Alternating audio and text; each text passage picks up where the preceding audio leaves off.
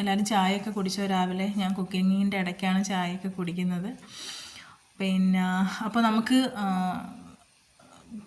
Cooking ചെയ്യുന്ന video കുറച്ച് length ആയതുകൊണ്ട് നമുക്ക് ഒരുമിച്ച് അത് പോസ്റ്റ് ചെയ്യാൻ പറ്റുന്നില്ല. അതുകൊണ്ടാണ് ഷോർട്ട് വീഡിയോ ആയിട്ട് അപ്ലോഡ് ചെയ്യുന്നത്. അപ്പോൾ നമ്മൾ മസാല ദോശയുടെ മസാല തയ്യാറാക്കിക്കൊണ്ടിരുന്ന അപ്പോൾ അതിലേക്ക് ഞാൻ സവാളയൊക്കെ നല്ലതുപോലെ വഴണ്ട് വന്നു. അതിലേക്ക് ഞാൻ ഒരു ചെറിയ സ്പൂൺ മഞ്ഞൾപ്പൊടി ഇട്ട് കൊടുത്തു. അത് കഴിഞ്ഞിട്ട് പെപ്പർ പൗഡർ ഇട്ട് കൊടുത്തു. അത് കഴിഞ്ഞിട്ട് ഞാൻ ഒരു ചെറിയ സ്പൂൺ കറി മസാല പൗഡർ കുറച്ചധികം മതി, ഒരുപാടൊന്നും ഇടണ്ട. അത് കഴിഞ്ഞിട്ട് മഞ്ഞൾപ്പൊടി പെപ്പർ പൗഡർ ഇട്ട് നല്ലതുപോലെ ഒന്ന് ഇളക്കി കൊടുത്ത് എന്നിട്ട് കുറച്ച് കറി മസാല ഇട്ട് കൊടുത്തൊന്ന് ഇളക്കി കൊടുക്കണം. അപ്പോൾ അത് നല്ലതുപോലെ ഒന്ന് വഴണ്ട് വരണം.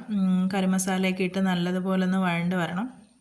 അങ്ങനെ നല്ല വെന്ത് കിടക്കുന്നതായതുകൊണ്ട് പിന്നെ ഒരുപാടിട്ട് ഇതാകേണ്ട, തീ കുറച്ചിട്ട് കൊടുത്താൽ മതി. പിന്നെ അതിലേക്ക് നമ്മൾ തയ്യാറാക്കി വെച്ചേക്കുന്ന ഉരുളക്കിഴങ്ങ്, ക്യാരറ്റ്, പച്ചമുളക്, വെളുത്തുള്ളി ഇട്ട് വേവിച്ച് വെച്ച ആ കൂട്ട് ഇതിലേക്ക് ഇട്ട് കൊടുക്കണം. ഇതിലേക്ക് അത് ഓൾമോസ്റ്റ് അത് നല്ലതുപോലെ വെന്തിരിക്കുന്നത് കൊണ്ട് ഒരുപാടിട്ട് കുക്ക് ചെയ്യേണ്ട കാര്യമില്ല. നമ്മൾ ഈ മസാലാസിൽ കുറച്ച് ഒരു 5 മിനിറ്റ് ഒന്ന് ഇട്ട് ഇളക്കി കൊടുത്താൽ മതി.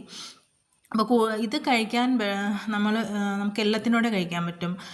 മെയിനായിട്ട് ചപ്പാത്തി, പൂരി, അപ്പം, ദോശ എല്ലാത്തിൻ്റെ കൂടെ നമുക്ക് കഴിക്കാൻ പറ്റും. നല്ല ടേസ്റ്റി ആയിട്ടുള്ള കറികളാണ്. എല്ലാവരും ഇത് ട്രൈ ചെയ്ത് നോക്കണം.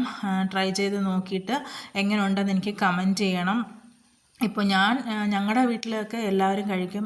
നമ്മളൊക്കെ എപ്പോഴും ഉണ്ടാക്കുന്ന ഒരു കറിയാണ് ചപ്പാത്തിയുടെ കൂടെയും ദോശയുടെ കൂടെയും. പിന്നെ പിള്ളേർക്കൊക്കെ ഇഷ്ടപ്പെടും ഇങ്ങനെ ദോശയുടെ കൂടെ ഇങ്ങനെ ഉണ്ടാക്കി കൊടുക്കാൻ. അപ്പോൾ അവർ കഴിച്ചോളും. എപ്പോഴും നമുക്ക് മസാല ദോശ പുറത്ത് പോയി കഴിക്കാൻ പറ്റില്ലല്ലോ. അപ്പോൾ പിള്ളേർക്കൊക്കെ നമ്മളിങ്ങനെ വീട്ടിൽ തന്നെ തയ്യാറാക്കി കൊടുക്കണം. എങ്ങനെയുണ്ട് എൻ്റെ മസാല?